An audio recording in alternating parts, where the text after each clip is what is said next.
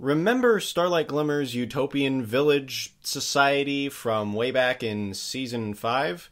Yeah, I'm going to talk about why that's a terrible idea from an economic perspective for about the next 15 minutes. Okay? Cool.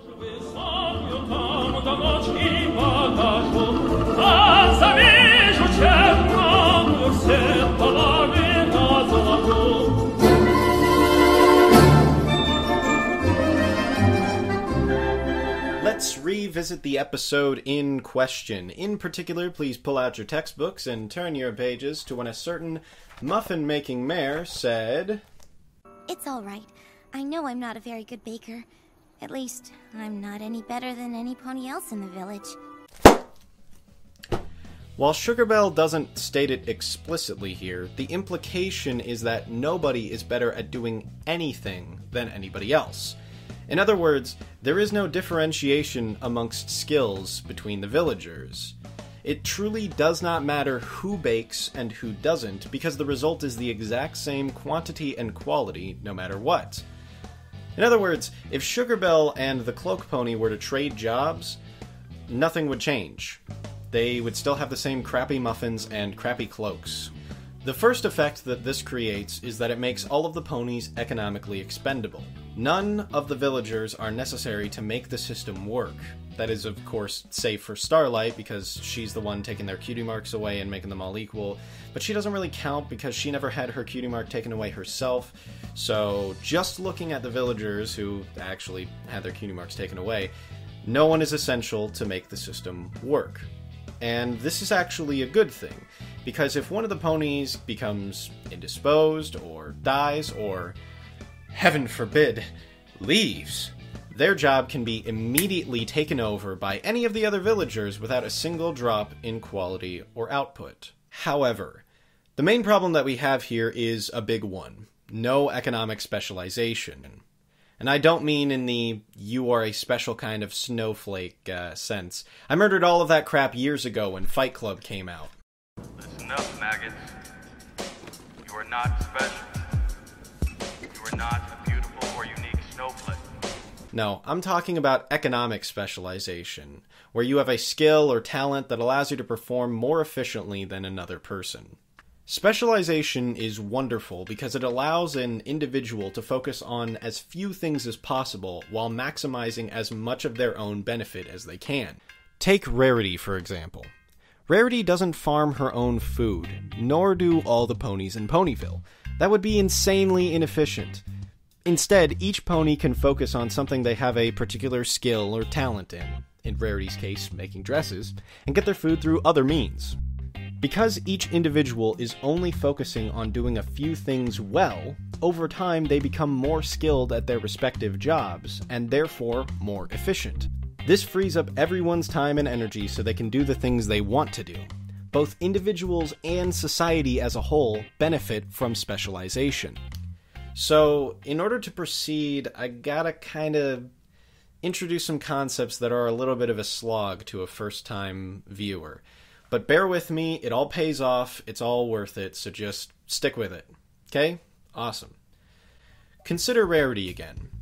If she were to do something besides her special talent of fashion, say, for example, farming, she'd be giving up time and energy that could otherwise have been spent on fashion. This concept is known as the opportunity cost. The opportunity cost is the value of the next best option, and it functionally represents what you have to give up in order to do something. When Rarity farms, her opportunity cost is dressmaking, because it's the next best option she had to forgo in order to farm. Because Rarity enjoys and is much better at dressmaking than she is at farming, she probably shouldn't do it in an economic sense, unless she's secretly into it. It's the accents, isn't it? Yeah, I got your number, babe. Why'd you have to be so good? Make me look so bad.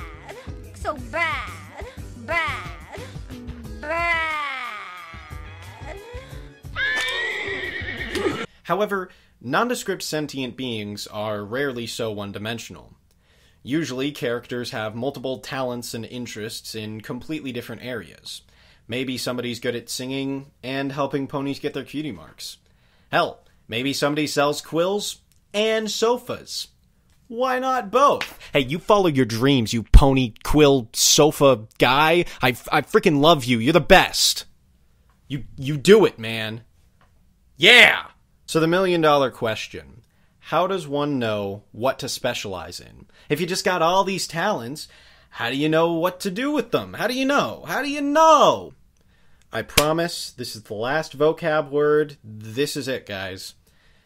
Economics says you specialize in the thing that you have a comparative advantage in. So what the hell is a comparative advantage? Well, a comparative advantage is the ability of an individual to make something at the lowest opportunity cost compared to another individual. This doesn't necessarily mean a person can make more of a good than someone else. It just means that they sacrifice less time or energy or resources in order to make that same good compared to everyone else. Take a look at Applejack. We know that she values working on the farm and helping out her family more than anything in the world. We know because she told us way back in Cutie Mark Chronicles. We'd say that Applejack has a comparative advantage in these two things, because they cost the least for her to do, and she enjoys them more than anything in the world. Applejack's comparative advantage ends up being the very thing that she got her cutie mark in. So here's the cool part.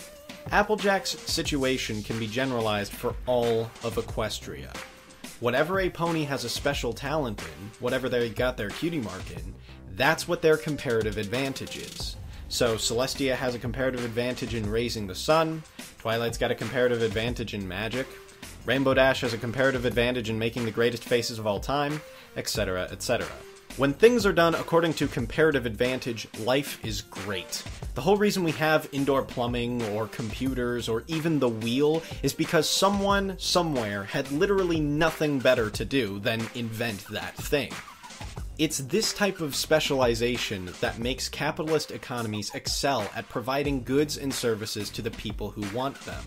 All of modern society is predicated on specialization a la comparative advantage, and that's great.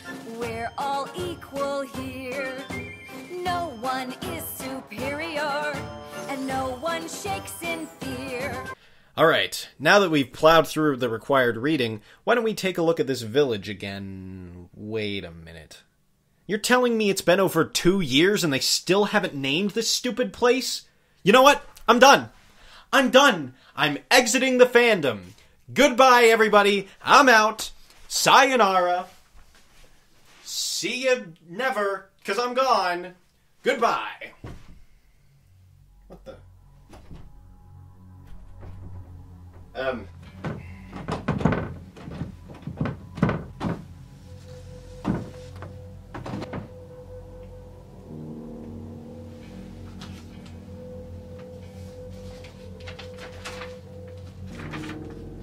Finish the video, you dumb whore. Well, that's rude and inaccurate.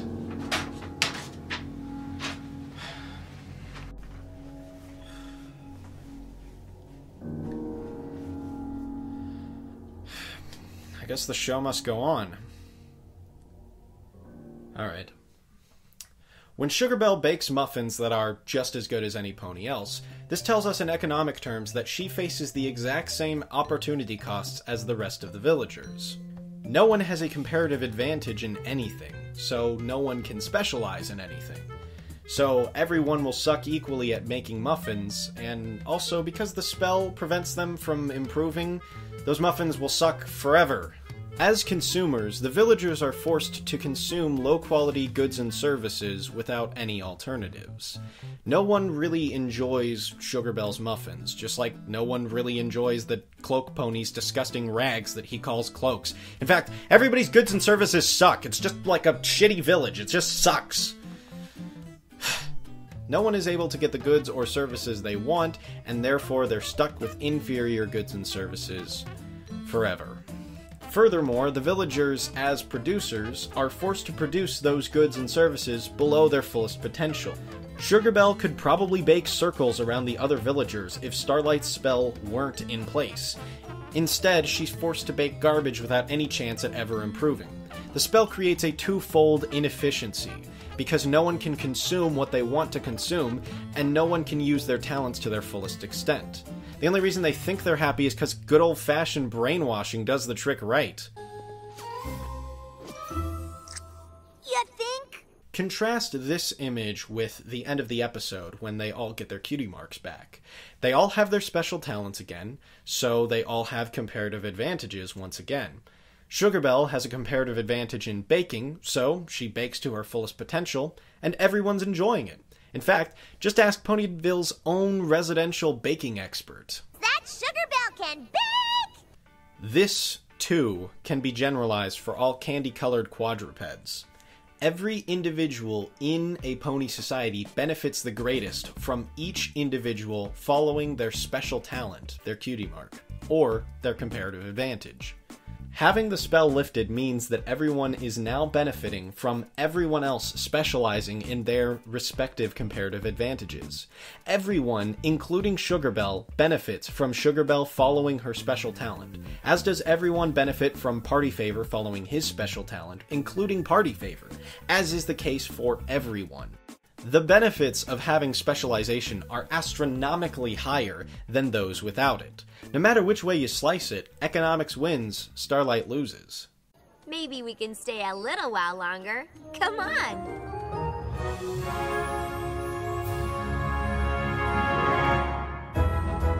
But wait, there's more! We can take these ideas of comparative advantage and opportunity cost and specialization and bump them up to the national level! Return with me to the distant reaches of Season 2, the episode in question, Hearthswarming Eve.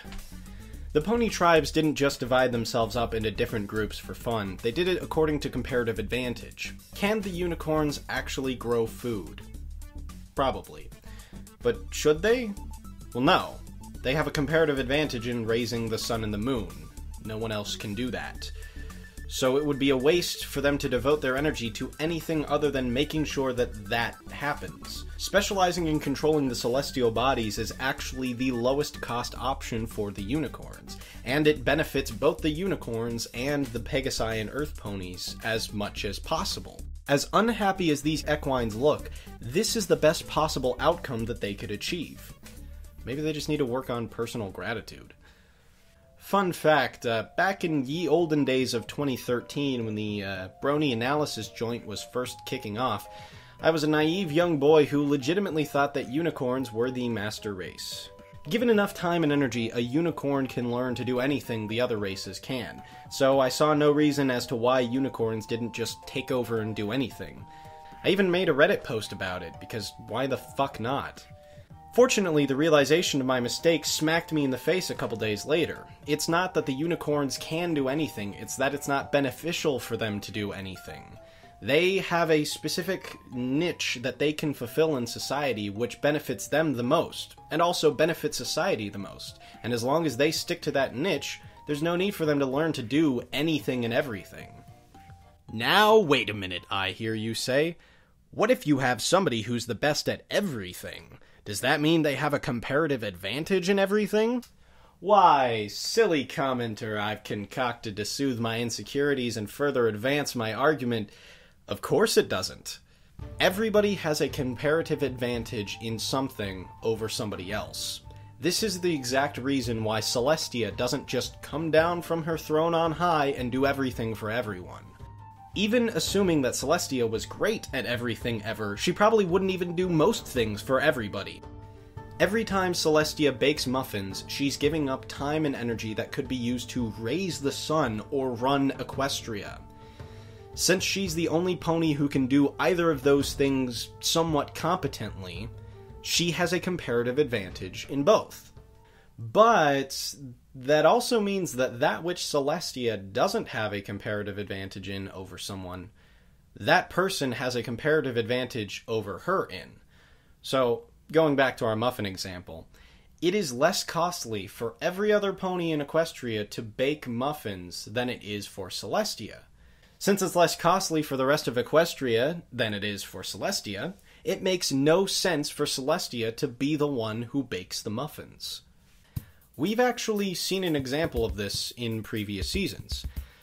At the end of Applebuck season, way back in season 1, we saw Twilight harvesting a buttload of apples all at once, prompting many a brony to collectively scratch their heads and go, well, why doesn't she just do this every season? Okay, maybe not many a brony. Okay, maybe just me. Shut up. Twilight doesn't do the farming because it's more costly for her to do the farming than it is for Applejack. Not only does Applejack have a special talent in farming, but Twilight also has a special talent that's not in farming. So it's less costly for her to go with that than it is for her to go with farming. Even back in the day when Twily over here didn't have a pair of toy-selling appendages protruding from her midsection, she could still do crazy complex spells or help Celestia run the friggin' country. So, devoting her time and energy toward farming would just be a waste of her skills. Well, that about finishes that episode off. Please consider subscribing if you'd like a more healthy fusion of economics and My Little Pony. Also, my special thanks to CBCuster for not only helping me edit the script, but also helping me edit this video. I'm not good at either of those, so you're part of the reason why this is all possible. Thank you. Please, if you don't subscribe to me, consider showing him some love, and thanks for watching, keep calm, and pony on, or something, I guess. I don't know. Kill me.